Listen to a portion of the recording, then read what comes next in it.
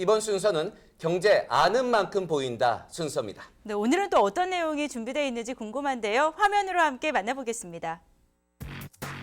여러분, 혹시 이 단어를 아시나요? 박보다 교환하다는 의미를 가진 스왑.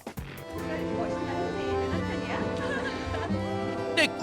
이런 분위기의 속어부터 떠올린다면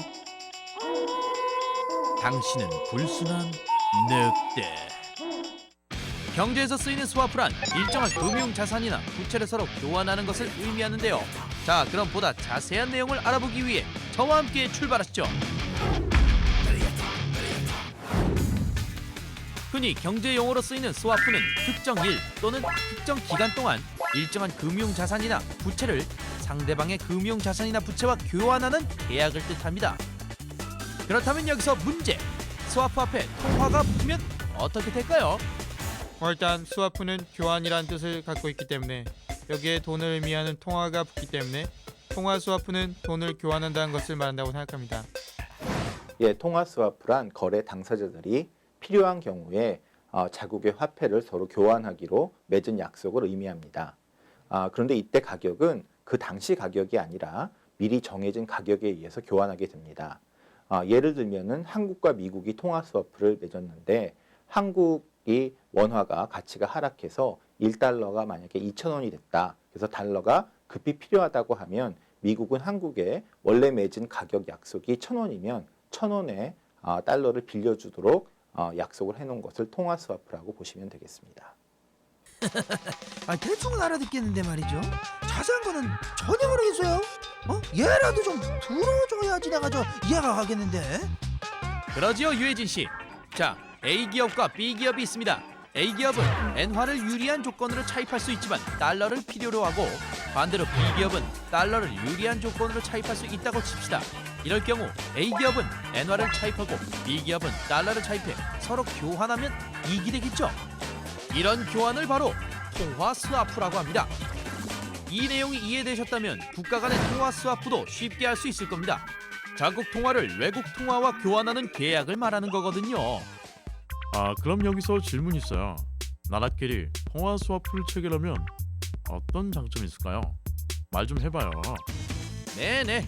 국가 간의 통화 스와프를 체결하면 외환 위기가 발생하거나 발생할 것으로 예상되는 경우 아주 큰 도움이 됩니다. 일정 시점에서 결정된 환율로 자국 통화와 외국 통화를 교환할 수 있기 때문이죠. 자국 통화는 극단적인 경우에 처해도 중앙은행이 발행을 하면 얼마든지 만들어낼 수 있죠. 그렇기 때문에 유동성 위기에 빠진 나라는 통화 스와프 계약으로 정한 한도 내에서 외국 통화를 차입한 후 계약이 끝나면 이자와 함께 이 돈을 상환하면 땡입니다.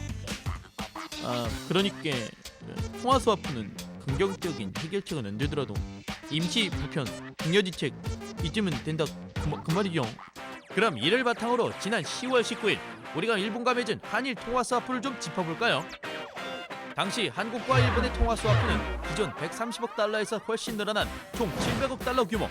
여기서 눈에 띄는 점은 300억 달러의 달러화 스와프를 신설했다는 것이죠. 즉 한국과 일본은 원화와 엔화뿐 아니라 달러화도 서로 교환하는 것입니다. 안전자산이자 경제 대국인 미국의 통화가 이번 계약에 포함됐다는 것은 상당한 희소식이죠. 그래서일까요? 이 소식이 전해지자 외환시장에서 원달러 환율은 하락하고 코스피 지수는 상승하는 효과를 얻을 수 있었다고 합니다. 또 그 중국가도 말이야 1,800억 위안, 우리 돈으로 가만히 있자, 38조 원에서 3,600억 위안, 우리 돈으로 64조 원 통화 스와프를 체결했다고 하는데, 야, 이 대단해. 대단하다고 안 그러냐? 내가 대단하면 대단한 거야, 임마. 저희는 2008년도에 미국과 300억 달러 규모의 통화 스와프를 체결했고요. 최근에는 또 한중일 간의 통화 스와프가 체결돼 있습니다. 이 얘기는 만약에 외환 위기가 닥쳤을 때 저희가 기댈 수 있는 곳이 마련된다는 의미도 있고요. 그러면 당연히 투자자들이 안심하고 한국에서 돈을 갑자기 빼지 않고 투자를 계속 유지할 수 있겠고요. 미국, 일본, 중국 같은 국가가 한국에 유사시에 돈을 빌려주겠다고 미리 약속을 한 거거든요. 이 얘기는 우리 한국 경제에 대한 믿음이 있다고 투자들이 판단할 수 있는 것이기 때문에 한국의 신용 등급 향상에도 큰 도움을 주는 그런 사실이라고 생각이 됩니다. 물론 이러한 통화 스와프 체결이나 확대는 금융 위기에 대처한다는 측면에서 볼 때 바람직하고 또 바람직합니다. 하지만 뭐든 장점이 있으면 단점도 있는 법. 무분별한 통화 스와프 확대는 오히려 역효과를 낼 수도 있어요. 통화 스와프 확대 그 자체만 놓고 보면 외환 위기 가능성이 크다는 것을 반증하기도 하거든요. 일정선의 통화 스와프 확대는 긍정적이지만 이에 의존하려는 태도는 문제가 있죠. 그러니 경제 체질을 개선해 자체적으로 외환 위기에 대응하는 노력을 게을리해서는 안 될 것입니다. 네, 그동안 뜨거운 관심을 보여주신 시청자 여러분, 이번 시간에는 아쉬운 소식을 전해드리게 됐습니다. 네, 지난 2월부터 시작해서 총 40회에 걸쳐서 알찬 경제 상식을 전해드리기 위해서 저희가 노력을 했는데요. 오늘 드디어 마무리할 시간이 다가왔습니다. 네, 다양하고 유익한 정보를 전해드리기 위해서 정말 많은 노력을 기울여 왔는데요. 시청자 여러분께서는 어떻게 보셨을지 궁금합니다. 네, 마지막으로 시청자 여러분들의 시청 소감을 게시판에 올려주시면 저희가 또 추첨을 통해서 공연 티켓 선물로 드리겠습니다. 네, KDI와 함께하는 알기 쉬운 나라 경제, 이제 마지막 인사를 드리도록 하겠습니다. 그동안 시청해 주셔서 사랑해 주셔서 대단히 행복했고 고마웠습니다. 감사합니다. 고맙습니다.